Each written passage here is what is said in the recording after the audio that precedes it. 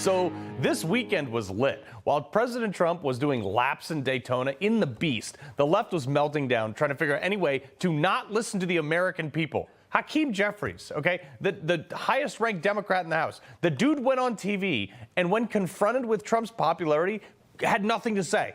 It was as entertaining as America starting 3 fights with Canada in the first 9 seconds of the hockey game that we won 3-1. Donald Trump's favorability rating is actually higher than it ever was the first time around. Let me ask you, is there anything you are seeing that Trump is doing that you are in favor of, that you think is the right thing? Let me say, as it relates to all of those issues, we're just at the beginning. You are darn right we're just the beginning. This is so on brand for Democrats. Even in the face of reality, he cannot put down the resist torch and just listen. He won't listen to you and I for half a second. Even today, he mentioned Tanya Chutkan, the hand-picked judge that was to oversee Trump's D.C. election case. Even she is skeptical about stopping efforts to let DOGE access all parts of the government. These people are so out of touch. Probably because their party didn't even hold a primary in 2020. So they have no idea what their base thinks. And they're just anointed their presidential candidate last year. That was amazing. No democracy there from the party of democracy. You know what? For pure comedic sake, I think the Democrats should probably start their presidential primary like tomorrow. I want to see what their platform is for the next 4 years because they don't seem to stand for anything right now other than resisting what apparently 60% of the country wants. I don't think they had a single coherent policy to date, and the policy they did have apparently is no longer acceptable. Budget reform is not an option. It's a necessity. The American people are entitled to transparency. We can't sustain a system that bleeds billions of taxpayer dollars on programs that have outlived their usefulness or exist solely because of the power of politicians, lobbyists, or interest groups. They're entitled to be able to figure out where their dollars are going, and they're entitled to accountability to make sure that we're using the dollars for what we said it was for. Oh, okay. It was fine then because they weren't actually doing it. They were just saying they were doing it. But now that Donald Trump is actually doing the things they said they were doing, it's somehow a problem? But it wasn't when Bill Clinton fired 375,000 workers. I'm also keen to point out that Barack Obama fired those workers without the help of Congress. One of the commitments that I made to the American people was that we would do a better job here in Washington in rooting out wasteful spending. We don't need to wait for Congress in order to do something about wasteful spending that's out there. So riddle me this, Batman. Why can't Trump do it now? I mean, we actually all know why, because of those cuts that are actually happening this go around. And this is how I know the entire thing is a grift in D.C. Look at it that stays in government and is in control no matter which party is in power. But here is a map of all the homes for sale in and around the Beltway. That's a lot. And of course, with every administration, folks, you're going to have some turnover because, you know, Republican to Democrat, people move in, people move out. But this year is significantly higher. Additionally, the properties that are being sold now versus 2020 or even 2016, they're not your typical low-end properties from your average D.C. rotational staffer. These are much larger, much more expensive homes, apartments, and condos from a higher echelon of the D.C. class.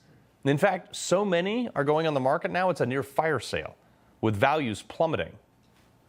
This is what I voted for. This is how you know what Trump and Elon are doing is working.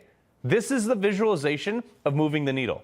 This is why these people are fighting so hard to try to convince the world that there is no fraud, waste, and abuse. The dude went on 60 Minutes. This dude from USAID said, he went on 60 Minutes and said, oh, no, nothing's wrong there. President Trump has said, quote, billions of dollars have been stolen. The whole thing is a fraud. It's utter nonsense. The most accountable aid agency in the world is USAID. I've written actually widely on this subject. What they did was they went back 20 years to try to find things. If you have to go back 20 years to find abuse, that means there isn't that much abuse. USAID's spending in 2023 was $38 billion. That's less than 1% of the federal budget. Just less than 1% of $5.5 trillion. I mean, well, Scott, it's just nonsense. Why do they always close their eyes when they talk to you like they're so much better? What is the acceptable amount of money we can spend on junk? Stuff that we don't even have to go back 20 years to find, like he said in that thing. Blatant lie. Let's go to 2023. Programs, $1.5 million for advancing DEI in Serbia's workplaces, $70 grand for DEI musical in Ireland, $47 for a transgender opera in Colombia, $32,000 for a transgender comic book in Peru, $2.5 million for electric vehicles in Vietnam.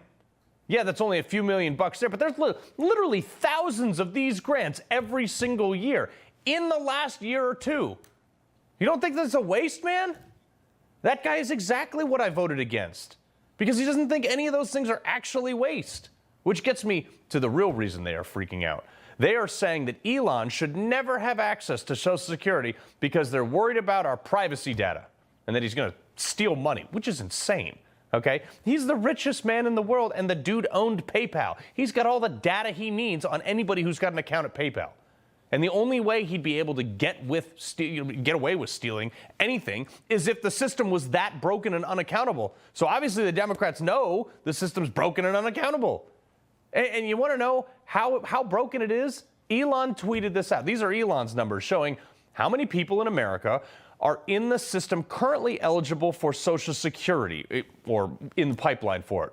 4.7 million people in that system are aged 100 to 109 years old, which there's not that many 100-plus-year-old people in America, not even in the world, including millions listed over 150 years old, which is interesting because the oldest living person that we know about right now is a nun from Brazil who's 116. Heck, there's one person in there that's listed over 360 years old.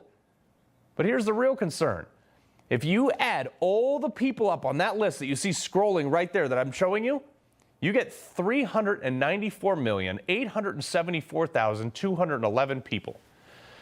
Weird, because how big is the population of the United States? Oh, yeah, check that out. 334.9 million people in 2023. That's a 60 million person discrepancy, according to his numbers. And from a guy landing rockets on chopsticks, his math's probably pretty good. You want to tell me that everything is fine in the federal government? That we don't need some sort of massive audit and that we should just, hey, let's just let the same people like that guy on the USAID interview run this. But they have 60 million more people than actually exist still eligible for the system of Social Security that we pay for?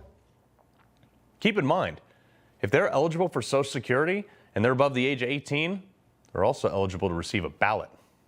How scary is that?